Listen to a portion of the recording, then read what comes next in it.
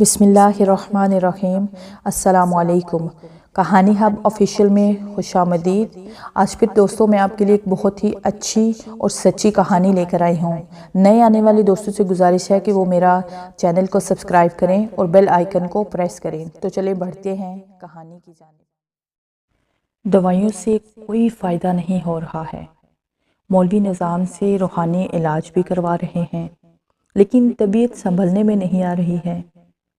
لیکن مجھے اور کسی دوست کو بھی اس کی بیماری کا پتہ ہی نہیں چلا۔ میں نے حیرت سے کہا۔ پھر میں ڈرتے ہوئے نثار کے ساتھ ان کے گھر گیا۔ نصیر کو دیکھ کر میں حیرت زدہ رہ گیا۔ واقعی وہ ہڈیوں کا ڈھانچہ بن کر رہ گیا تھا۔ نصیر، تم نے اپنی کیا حالت بنا لی ہے؟ میں نے نثار کے کمرے سے جانے پر پوچھا۔ یہ سب میرے اعمال کی سزا ہے۔ میں بہت برا ہوں۔ میرا انجام اس سے برا ہونا چاہیے تھا۔ نصیر پھوٹ پھوٹ کر رو دیا۔ نصیر، صبر کرو، اللہ تعالیٰ سب بہتر کرے گا، تم ضرور صحت یاب ہو جاؤ گے۔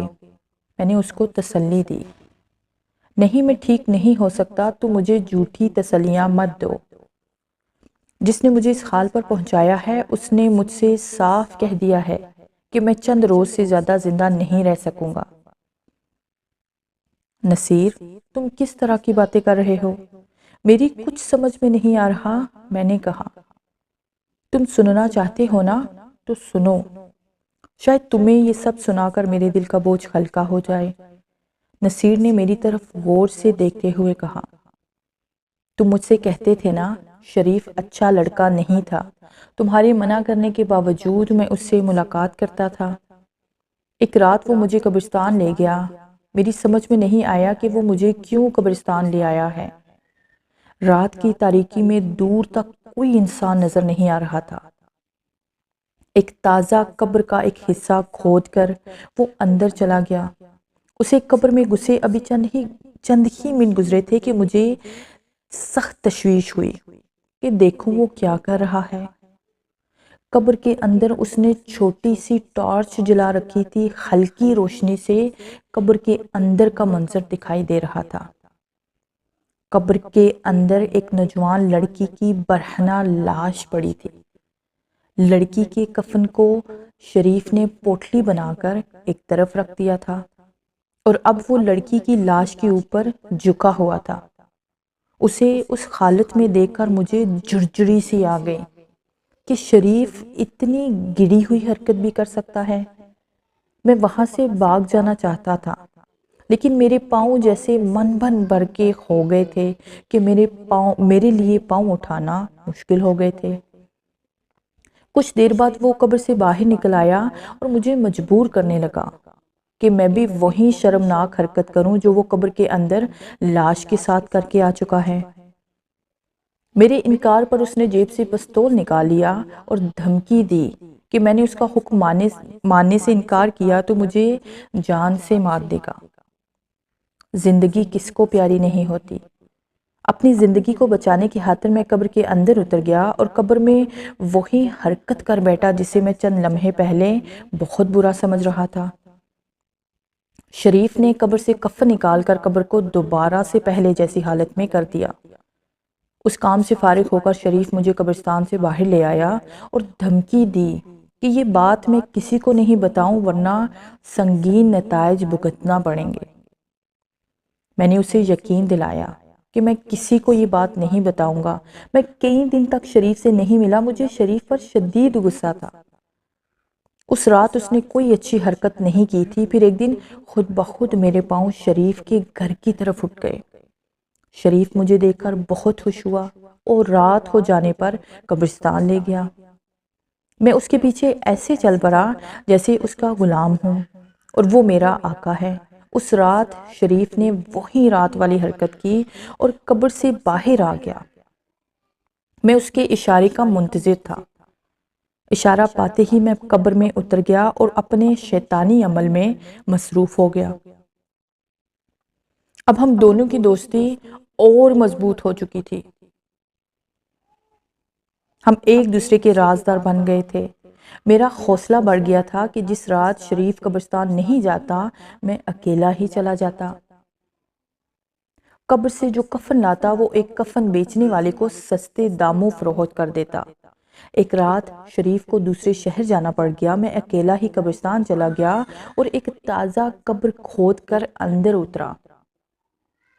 عورت کا کفن اتار کر میں جیسے ہی اس کی جانب بڑھا، اچانک اس کی آنکھ کھل گئی اور اس کے منہ سے لمبے لمبے دانت باہر نکل آئے۔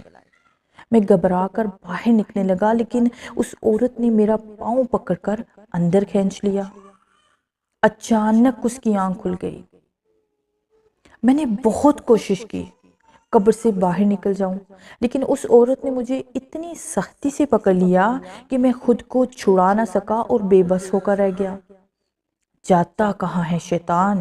وہ عورت کہا لگا کر بولی، مجھے معاف کر دو۔ میں نے التجا کی، میں تجھے نہیں چھوڑ سکتی، تو میری حد میں آ گیا ہے، تیری جان تو اب مر کر ہی چھوڑ سکتی ہوں۔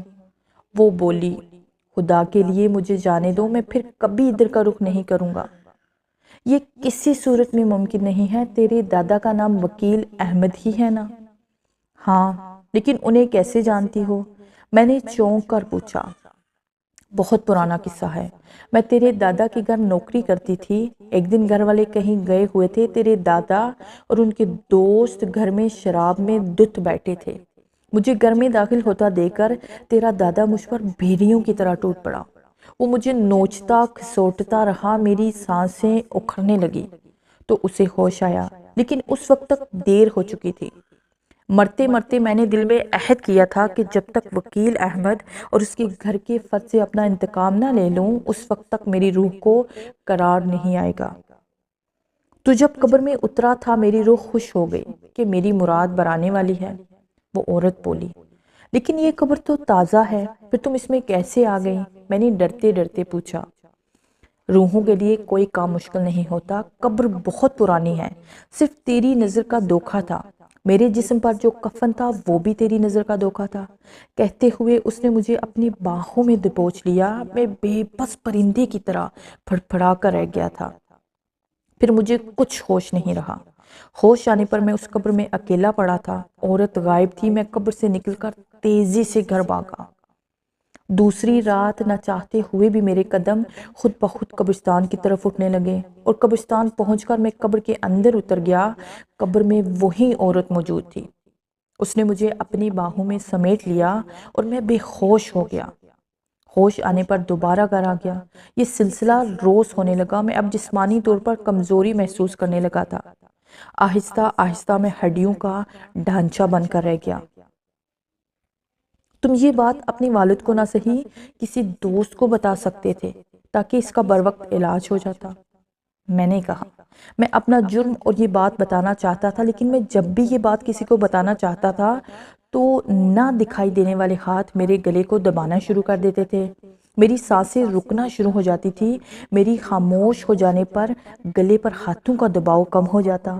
پھر میں نے بہتر یہی جانا کہ یہ بات کسی کو نہ بتاؤں اور خود کو حالات کے دھارے پر چھوڑ دوں۔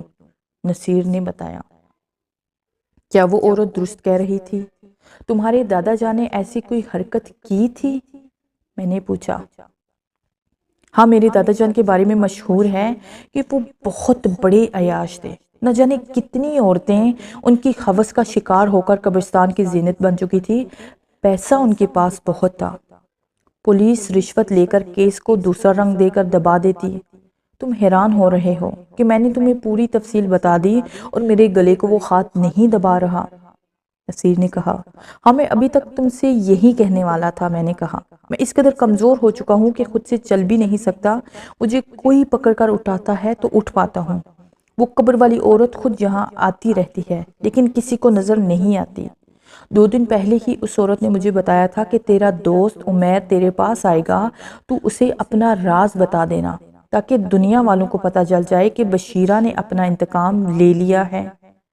نصیر نے ہانتے ہوئے کہا۔ ایسا محسوس ہو رہا تھا کہ جیسے نصیر بہت لمبا سفر کر کے آیا ہو اور تھکن سے ہانپ رہا ہو۔